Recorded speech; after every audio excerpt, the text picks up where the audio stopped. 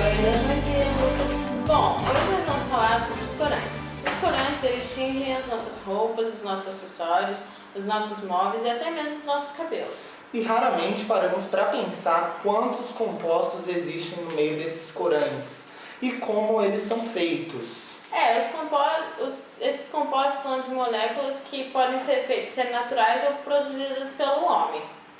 As tinturas eram obtidas a partir das plantas, das folhas, dos caules, raízes ou até mesmo das bagas. E essa parte da substância ela não se fixava muito bem no tecido sem ele ser tratado. Então, primeiro era necessário um tratamento no tecido para depois passar a tinta. E mesmo assim, esse era um serviço que tinha uma grande demanda, mas era muito valioso. Agora vamos falar das cores primárias, que todos nós sabemos que o verde, azul e vermelho estão dentro dessas classes de cores. E naquela época o azul era uma cor muito procurada. Dentre o azul nós temos o azul turquesa, o azul anil e o azul púrpura. O azul púrpura ele era muito difícil de conseguir o tom. Ele precisava, além da oxidação do ar, era necessário 9.000 moluscos para conseguir 1 grama de azul púrpura. E esse processo era muito trabalhoso. Você precisava quebrar a casca do molusco e retirar o que seria uma veia de dentro dele. E mesmo assim, com a oxidação do ar, somente que a sua cor se revelava. Isso, e esse processo, ele era, como foi dito pela Brenda, muito demorado. Ele não atingia logo a sua cor desejada, que era o púrpura intenso. Primeiramente era um amarelado, logo em seguida ia para um azul mais claro e depois esse azul aí sim chegava ao seu púrpura, que era a sua cor desejada.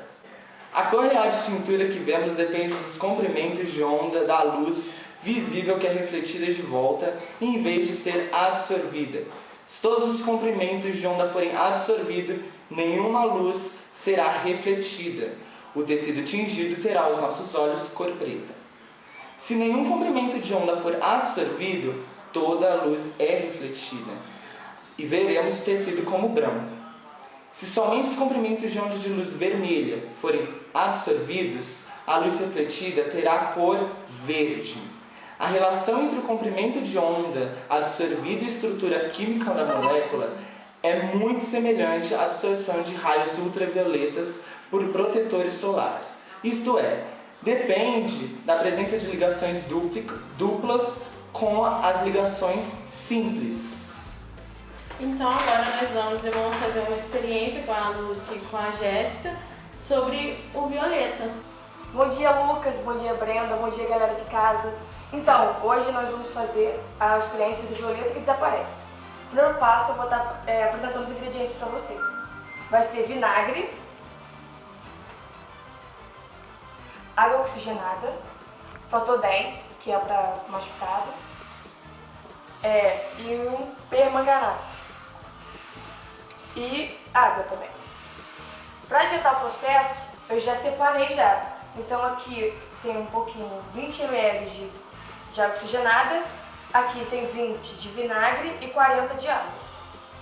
Então, o primeiro passo da nossa experiência é colocar um comprimido de permanganato na água e mexer até ficar homogêneo.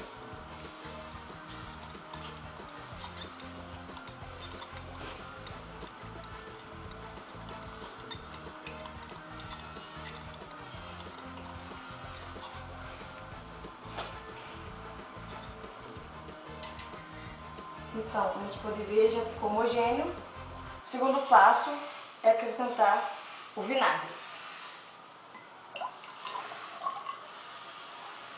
Dá uma mexidinha também. Pode ver que ficou mais roxo ainda, mais escuro. E por final, para a nossa experiência, que é o passo mais decisivo, que é a mágica, vamos acrescentar água oxigenada.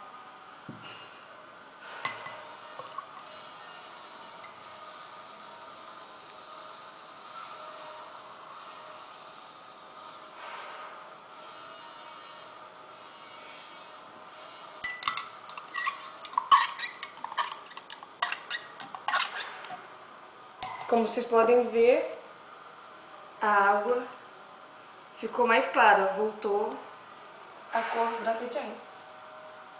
Então, agora eu vou estar passando para a amiga Lúcia, que vai explicar o que reação ocorreu aqui nessa experiência. Então, quando o permanganato de potássio, que é isso aqui, quando o permanganato de potássio se mistura com a água, ele se dissocia, formando íons potássio e íons permanganato.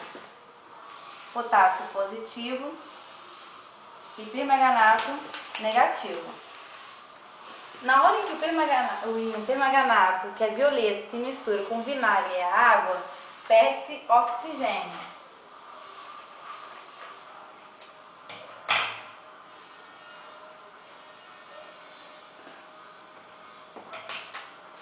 E vira íon manganês. E esse íon é completamente transparente. Por isso a água voltou a ser transparente como antes.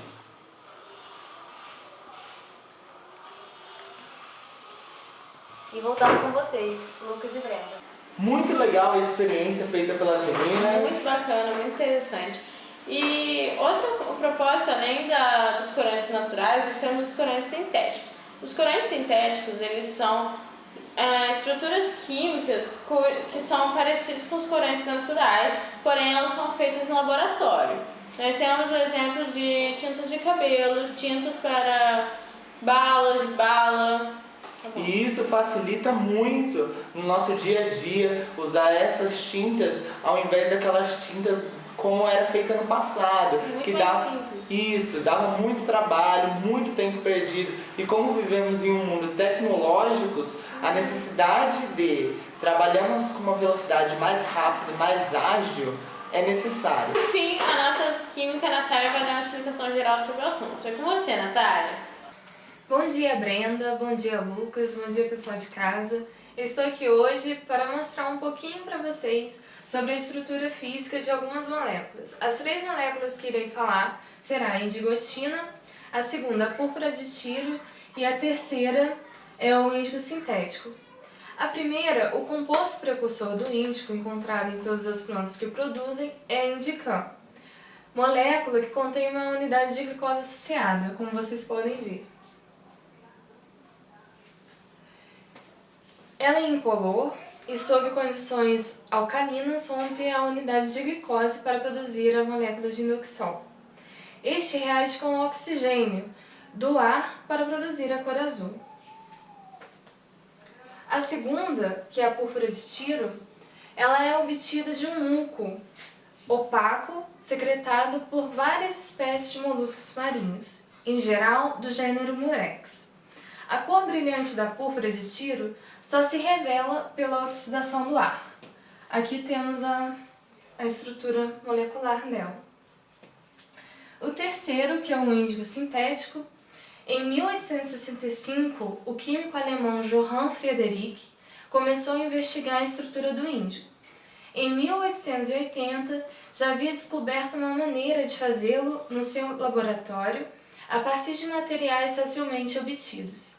Passaram-se mais de 17 anos, contudo, antes que o índigo sintético, preparado por um processo diferente e vendido pela companhia química alemã BASF, tornando-se comercialmente viável. Aqui temos a estrutura e é interessante frisar que são 7 elementos químicos interligados. E assim eu finalizo a minha apresentação. É com vocês, Brenda e Lucas. E chegamos ao fim do nosso telejornal. Esperamos que vocês tenham entendido um pouco mais sobre corantes. Nos vemos na próxima. Bom dia!